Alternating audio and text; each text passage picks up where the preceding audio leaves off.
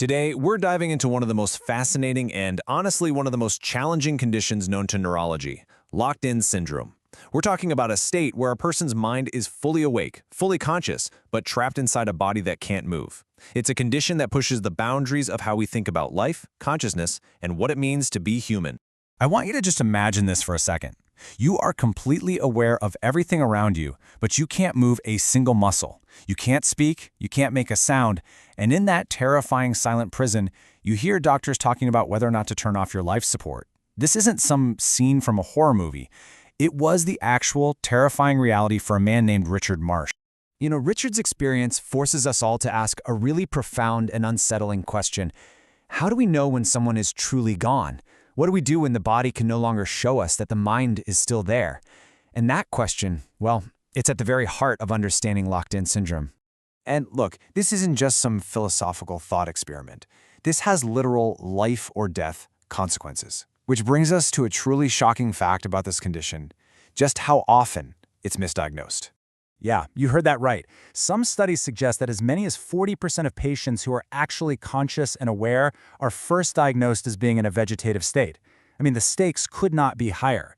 And what's really incredible is that a lot of the time, it's not a doctor who first notices a sign of life. It's a family member, someone who sits by their bedside day after day and through just sheer love and attention, finally catches a tiny flicker of an eye, a responsive blink that says, "I'm still here." So what is this condition exactly? Maybe the best description ever came from the title of a famous memoir by Jean-Dominique Bauby called The Diving Bell and the Butterfly. So let's unpack that beautiful metaphor and get into the clinical definition. Okay, so locked-in syndrome is basically a state of near-total paralysis. The person's mind is completely fine. They are fully conscious, fully aware, but they're what's called deafferented. It's a fancy way of saying the brain signals just aren't reaching the body. So the diving bell, that's the body. It's heavy. It's a prison. But the butterfly, that's the mind. Totally free to fly through memories, dreams, and imagination. Now, it's important to know that LIS isn't just one thing. It's more like a spectrum. In what's called the classical form, a person is totally paralyzed except for vertical eye movements and blinking. That becomes their entire way of communicating. Then there's the incomplete form, where they might have some other tiny little bit of voluntary movement, like a twitch in a finger or a head nod. But then you have the total form, and this is the most extreme. Every single voluntary muscle is paralyzed, even the eyes. At that point, the only way to even know someone is conscious is with technology like an EEG. So what's actually going on to cause this profound disconnect between mind and body? What physically breaks inside the brain? Well, the answer is in a tiny but absolutely critical part of the brainstem. I want you to think of a major communications bridge in your brain that carries every single command to move your body. That bridge is a structure called the ventral pons. In locked-in syndrome, that bridge gets destroyed. But, and this is the whole key, another part right next to it, called the tegmentum, which is responsible for consciousness and being awake, is left perfectly intact. So you end up with a mind that is wide awake and fully functional, but all of its orders to move or speak just hit a dead end. So what causes this catastrophic damage?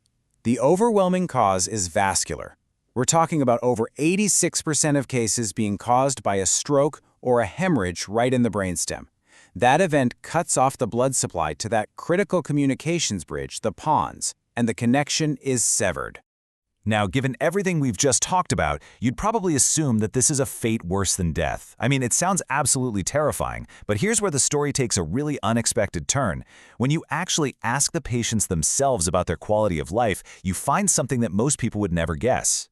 It's something researchers call the disability paradox, and it's this huge gap between how healthy people imagine it would feel to live with a severe disability and the actual quality of life that people living with it report day in and day out. It's a really powerful reminder that our assumptions about other people's lives can be way, way off. And this chart just lays it out perfectly. You can see that while doctors and caregivers often rate the quality of life for their LIS patients as being pretty low, the patients themselves consistently say they have a positive sense of well-being. A lot of the time, their happiness levels are on par with healthy people. The big takeaway here is that what we see on the outside is not what they feel on the inside. So if it's not about being able to walk or talk, what actually determines their happiness? Well, it really boils down to psychosocial factors. Things like having a strong support system of family and friends, being able to communicate using technology, connecting with people online, and just feeling like you're still in control of your own mind. And interestingly, a lot of patients who need respiratory support actually report a higher quality of life because it takes away the constant anxiety about being able to breathe. And that right there, the ability to communicate, is where technology becomes this incredible lifeline. It's probably the most important factor in their well-being. Which brings us to the most hopeful part of this whole story, the amazing innovations that are literally unlocking the voices of these patients. I mean, the journey here has just been remarkable. It all started with really simple, painfully slow alphabet boards, where someone would point to letters and the patient would blink for yes.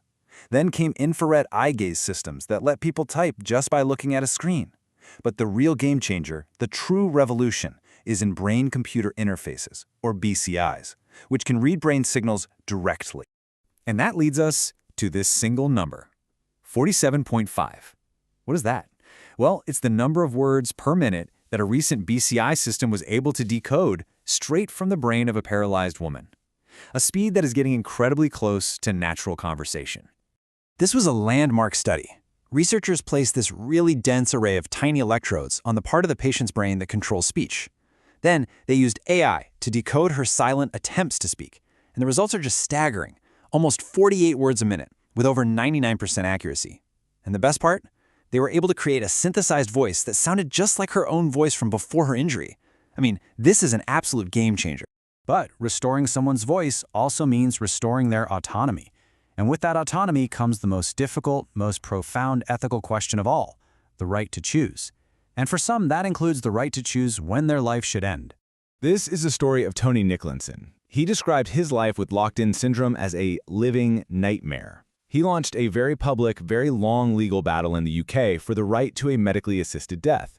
But the courts denied his request again and again. After the final refusal, he felt he only had one path left. He refused all food and treatment, and he died several weeks later. Tony's case really shines a light on a global ethical dilemma. The laws around assisted dying are all over the map. And here's the key problem. Many places require a person to be terminally ill, usually with less than 6 months to live. But since LOS patients can live for decades with good care, they fall into this impossible legal gray area, trapped in a life that they might not want to live anymore. And that leaves us with this one final, powerful question that just sums up the whole scientific, ethical, and deeply human challenge of locked-in syndrome. It's a question with no easy answers. It forces us to balance the value we place on life against the right of a mind to be free. And in the end, it really challenges all of us to listen just a little bit closer to the silent voices all around us.